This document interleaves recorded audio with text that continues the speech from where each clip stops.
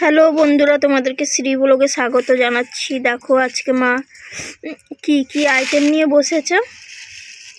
এই দেখো, এটা আমাদের গাছের কচু, লাউ, আর অর্ধেকটা এত বড় লাউ দেখো, আর অর্ধেকটা কেটে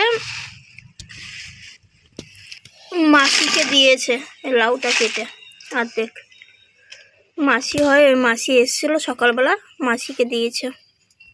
দেখো কত বড় হয়েছে কচু, মায়ের সমান হয়ে গেছে, এত বড় হয়েছে। এই চিংড়ি মাছ নিয়ে এসছে, এই লাল লাল ভোলা মাছ নিয়ে এসছে, ভোলা মাছগুলো কেটে রেখেছে। আর মাছের তেল নিয়ে এসছে। দেখি কি দিয়ে কি পদ্ধতিতে রান্না করবে।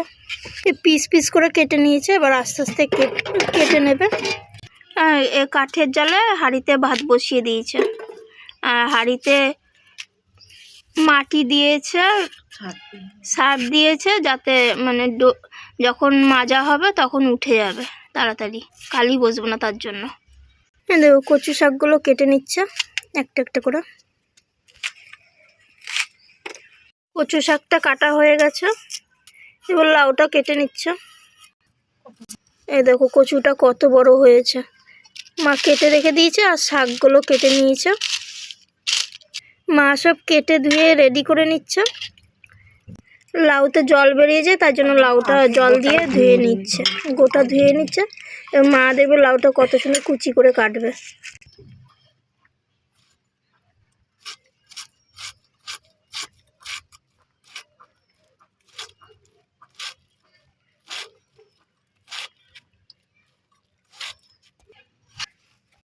মা বলো, রান্না হোক, ভাতটা হোক। তারপরে দেখো ঠান্ডা লাগছে বলে উনুনের পাশে বসে আছে, এসে তাপ নিচ্ছে।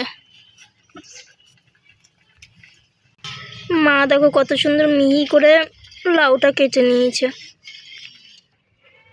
দেখো লাউটা নিয়ে নিয়েছি, কতটা পরিমাণ লাউ হয়েছে, কিন্তু যখন রান্না করবে তখন আবার অল্প হয়ে যাবে। কচি লাউ তো, গাছের কচি লাউ, তার জন্য।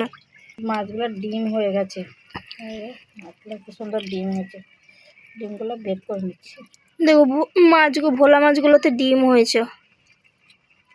তা মাছের তেল ছিল, মাকে বললাম মাছের তেলের সাথে দিয়ে রান্না করে ফেলবে। মা পরিষ্কার করে নিচ্ছে। ভোলা মাছগুলো দেখো লাল লাল, কত সুন্দর দেখতে।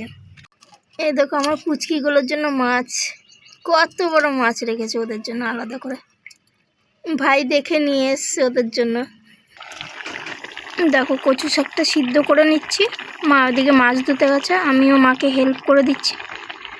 এত এত রান্না একা করে পারবো না, তার জন্য। আর সিদ্ধ বসিয়েছি, দেখো কতটা গলে গেছে কচুর শাকটা।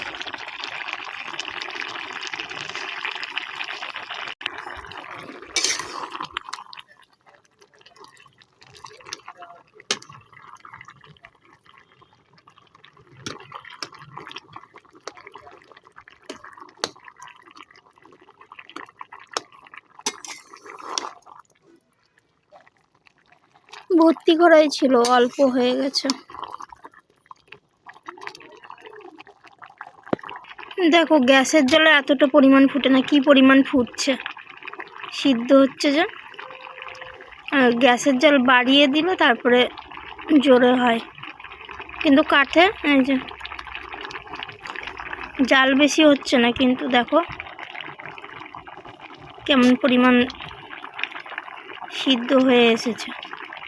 কেটে রেখেছিল, দিয়ে দিয়েছে, এবার দিয়ে নাড়িয়ে নিচ্ছে।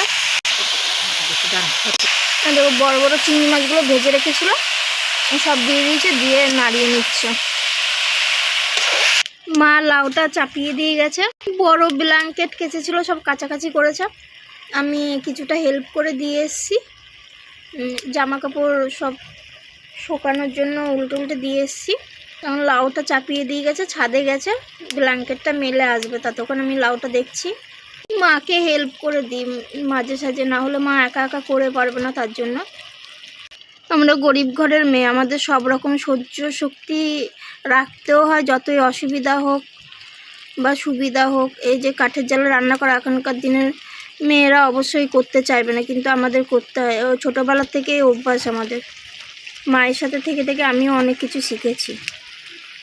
মা কিন্তু নিজের বাপের বাড়ি থাকতে কোনোদিনও মানে রান্না করে কি, আমার ছোট দিদা আছে, ছোট দিদা রান্নাবান্না চাষবাস আছে, জমি জায়গা আছে, তার জন্য অন্যদিকে কাজ করতে, কিন্তু রান্নাবান্না করতে না। আর আমার ছোট দিদার হাতে রান্না এতটাই টেস্ট হয় কি বলবো, প্রচণ্ড পরিমাণে টেস্ট হয়। হালকা করে রান্না করলেও মানে অমৃত খেতে। আর মায়ের হাতের রান্নাটাও সেরকম হয়েছে। মায়ের সাথে আমার ভাত নিয়ে নিয়েছি, মা ভাত মাখিয়ে দেবে তারপরে খাবো। ডিম ভাজা দিয়ে ডিমটা দেখো উকি ঝুঁকি দিচ্ছে, বলছে আমাকে খা। এই চিংড়ি মাছ ভাজি আমাকে মা করে দিয়েছে। মা দেখো ভোলা মাছগুলো ধুয়ে নিয়ে এসছে, কতটা পরিষ্কার করে ধুয়ে নিয়ে এসে, চকচক করছে পুরো। এই চিংড়ি মাছ দিয়ে লাউ তরকারিটা কমপ্লিট হয়ে গেছে। মাছের তেলটা মা করে নিচ্ছে রান্না, বেগুন দিয়ে করেছে। মাছের তেলটা রান্না হয়ে গেছে মায়ের। কচু শাকটা হয়ে এসেছে, কচু শাকটা রান্না করছে। এই ভোলা মাছটাকে ভাজি করে রেখেছে, ঝাল করবে। ভোলা মাছ দেবে করে, ভোলা মাছটা ঝাল করবে, তার জন্য দেবে। ঝোলটা চাপিয়ে দিয়ে গেছে, ব্ল্যাঙ্কেটটা রোদে দিয়ে আসতে গেছে। মা আসবে, তারপরে আমি এখন দেখাশোনা করছি। মা আসলে তারপরে আমি ঘরের জিনিসগুলো সব আবার গুছাবো আস্তে আস্তে করে। ঝোলটা ফুটে এসেছে, একটা একটা করে আমি মাছগুলো দিয়ে দিচ্ছি। আর ভোলা মাছের পিসগুলো দেখো কত বড় বড়, এই দেখো কত বড় বড় মাছের পিসগুলো। মাছগুলো সব দিয়ে দিয়েছি। এবার ঝোলটা ফুটুক, মা ততক্ষণে চলে আসবে। তারপর মা এসে ভোলা মাছের ঝালটা দেখবে। ভেবেছিল গাছের বেগুন দিয়ে ভোলা মাছ দিয়ে ঝোল করবে, কিন্তু ভাই মানা করলো। ভাই বললো যে ঝাল করো। রান্না কমপ্লিট হয়ে গেছে। মা কচু শাক দিয়ে, চিংড়ি মাছ দিয়ে, নারকেল দিয়ে করেছে। লাউ চিংড়ি কাঁচা লঙ্কা দিয়ে করেছে। মাছের তেল বেগুন দিয়ে করেছে। স্যালাড। এই যে ভোলা মাছের ঝালটা কমপ্লিট হয়ে গেছে। আর তোমাদেরকে ভোলা মাছের ঝালটা দেখিয়ে আমি আমার ভিডিও ব্লগটি এখানে সম্পূর্ণ করছি। বন্ধুরা, তোমরা সবাই ভালো থাকবে। আর তোমরাও যদি চাও তো এরকম সহজ সরল পদ্ধতিতে ঘরে রেসিপি তৈরি করে অবশ্যই রান্না করে দেখবে, খাবে, খেয়ে দেখবে ভালো লাগবে খেতে। থ্যাঙ্কস, টাটা বন্ধুরা।